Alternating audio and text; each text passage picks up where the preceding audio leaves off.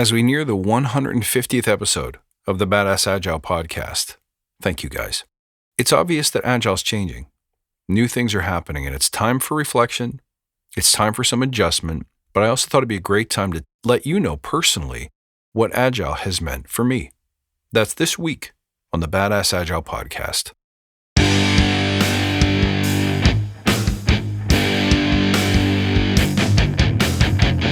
Greetings, team. Welcome to the Badass Agile podcast. I'm your host, Chris Williams.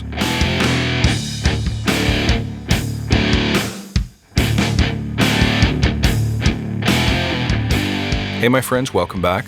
Thank you. I'm grateful for you guys tuning in all these years. I appreciate you so much, each and every one of you. And this week, I want to spend a little time talking about what Agile has meant for me personally. A lot of what you see here is actually a result of Agile thinking and doing. And it's greatly impacted my career, my approach to doing things, success in every area of life. So I thought I'd spend a bit of time sharing that with you. But first, let's take a moment to remember why we're here.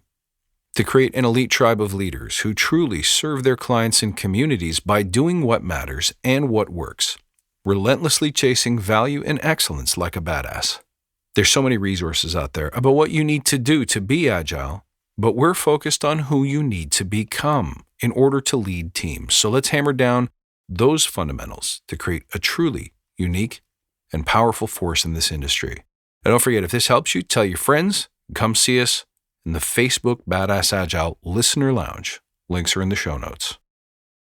I realized pretty early, and in fact, one of the inspirations for this show, is that Agile for Agile's sake is a big mistake. See how I'm starting to drop rhymes there? Really, this podcast was founded on the idea that there's nothing really new in the Agile principles or even the Agile philosophy, but rather it's a reincantation of what has always worked. And as such, I was immediately eager to apply it to different areas of my life, developing my own business, becoming an entrepreneur, figuring out what I was going to do with all these microphones that were sitting in my basement, not getting used, creating a successful podcast, creating a successful coaching practice. All of those things were just floating around in my head, but I think it's Agile that helped them become real. And in 2020, everything is changing. I think we'll all agree.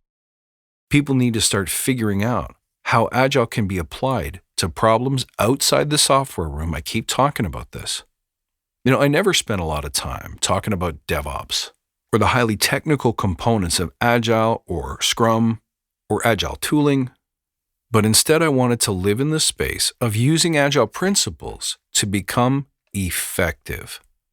So that's exactly what I started doing, and that's exactly what I've been talking about for the past 3 years and change.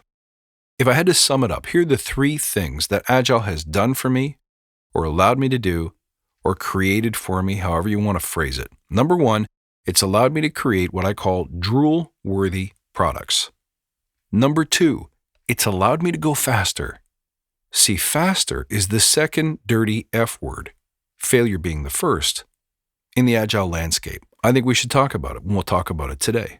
And finally, it's allowed me to be better. Not just being an Agile coach, but at everything I choose to do. And these are so critically important, guys, because if Agile changes, and it is, and if Agile goes away or has a new form someday, and it will, you're going to need to know how to seek out these things too. So let's run through them. What is it that Agile has done for me at the same time that it has helped my customers and my clients? The same principles, the same practices. The first thing is creating drool-worthy products. Now, I'm not trying to say I'm all that, but I am trying to say that the stuff that I have put out there has made a difference for people. People comment, people compliment, but most importantly, people let me know that the things that I make have been meaningful for them, and that to their way of thinking and their belief systems, what I'm talking about hits a chord. And invariably, as it begins to grow in presence and prominence, other people start asking, well, how did you do that? Because some people would like to do the same thing for themselves. They have a vision of making impact in the world, and they believe that one of the ways of doing that could be by having a show of their own. Great. When I say drool-worthy, that's my shorthand for I've done something that other people might want to learn from or emulate. Now, that on its own is not a worthy accomplishment in my view. What is worthy is that I set my mind to something, I saw the change I wanted to make, I built it. I let certain things fail. I let certain things take longer than they should have. But at the end of the day, I believed in it, I built it, and it worked. And the way I did that is by making a conscious choice to live the Agile principles, to be visionary and intentional, to then break big things into smaller things, to create a short-term plan, not necessarily a long-range plan, to focus on value and service, and then to continuously put things out there in small, hopefully ever-improving iterations. So if you want to make drool-worthy products, either for your clients or for yourself, for your own business, or, check this out, what if you want to have the family life that you've always dreamed of? What if you want to live a life of adventure and exploration? What if you want to fulfill a lifelong dream of being something? A home builder, an architect, a politician, an author, it doesn't matter. You have to create a drool-worthy product. You have to create something that you really want and create something so good that when you think about a business, competition-wise, you want to create something so good that other people can't catch you. So for me, the podcast is something that I wanted to do to reach people, but to reach people, I had to have an audience. It had to resonate and it had to grow. Likewise, with The Forge, that's still in a fledgling state, but to be honest with you, it started with the vision to create a training program so good that nobody else could replicate it. And that search continues to this day. Over the coming year, you'll see a host of new products coming out, some under the Badass Agile banner and some not, where the goal is to simply create something so good that other people have to take notice, that it creates massive value in the marketplace, and it does it in a way that though others may want to replicate it, they can't. Now, how has Agile helped me with that? Because I was unafraid to fail, to put things out there and have them flop. For example, earlier this year, I did a series of hosted events around COVID-19. And in the beginning, there was some engagement, and the engagement dropped off, which was a clear sign to me that although my intention was good and my desire to create something really valuable was there, for whatever reason, the execution flopped. Maybe the content was all wrong. Maybe it was too long, too short, wrong time of day. Maybe I didn't market enough. Maybe I marketed too much. For one reason or another, it didn't fly. However, I was able to put it out there first and in a way that nobody else was doing at the time. The only problem is nobody really noticed. Okay, so lesson learned. Next time, participation and engagement matter, so I have to figure out a way to get more. But also through that failure, I learned something else. That this wasn't a hill I was willing to die on. It was important to me, but I wasn't willing to continue making changes, continue throwing time into it, to try to get it perfectly right. I'd rather spend that energy on the podcast. I'd rather spend that energy on the Forge. So that's exactly what I did. The important lesson there, choose better.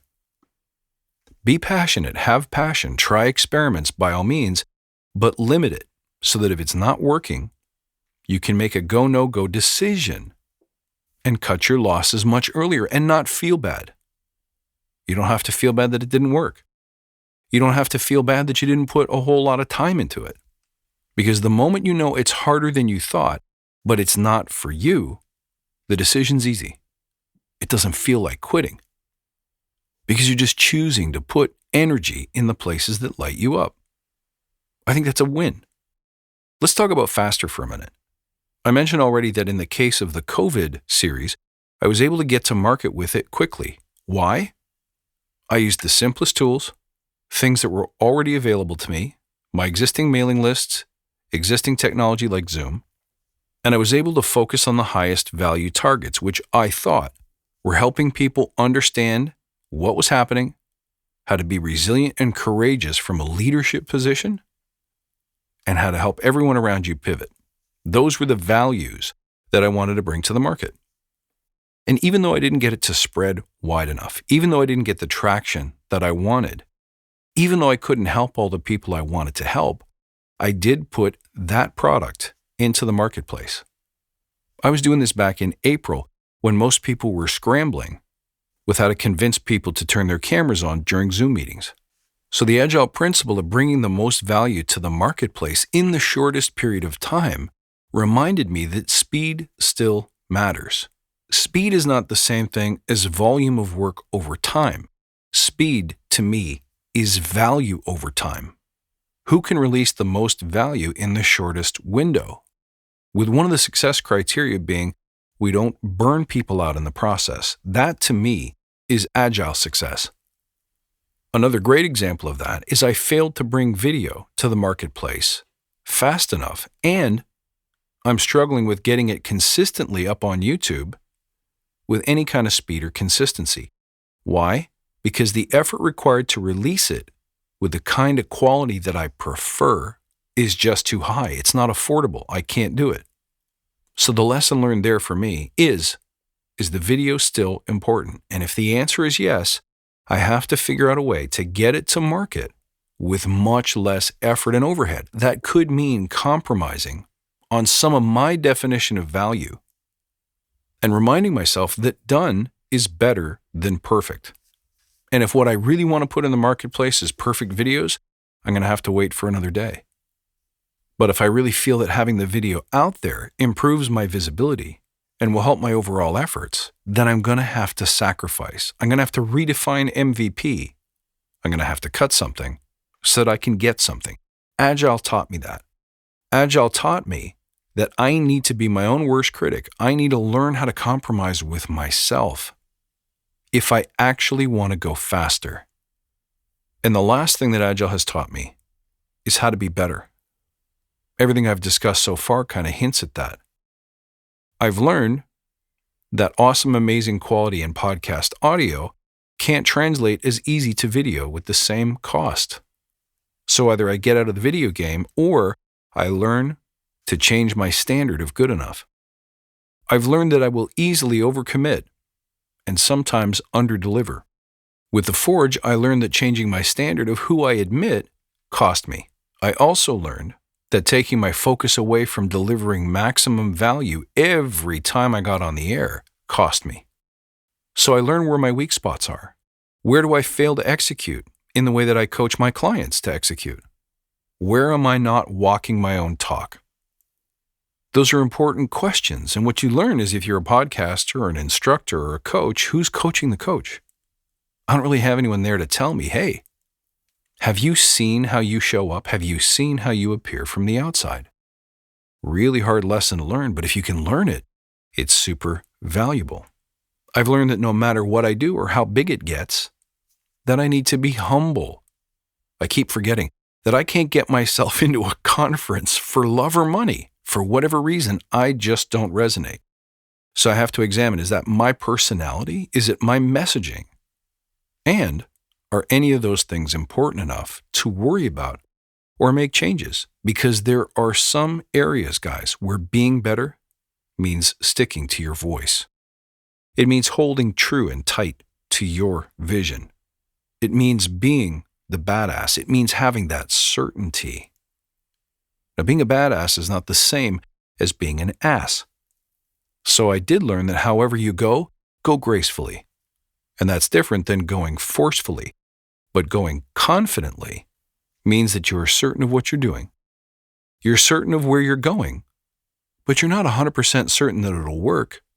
And you're definitely not certain that you are always right. So you know something, guys, no matter what happens with agility next, these lessons, these principles will always be true. We should always hold them close. We should never let them go and forget them. Let them be replaced by the next biggest, greatest, most marketable or trendy thing. Because what I've learned has changed what I've done. What I've done has changed who I become. And I like to think that who I've become is changing the world. And that, my friends, was the whole point. I want to thank you once again for listening, for tuning in. I'm so grateful for you. You can reach out at badassagile.com, and you can find me on Twitter at badass_agile. I'm looking forward to next time, and until then, stay badass.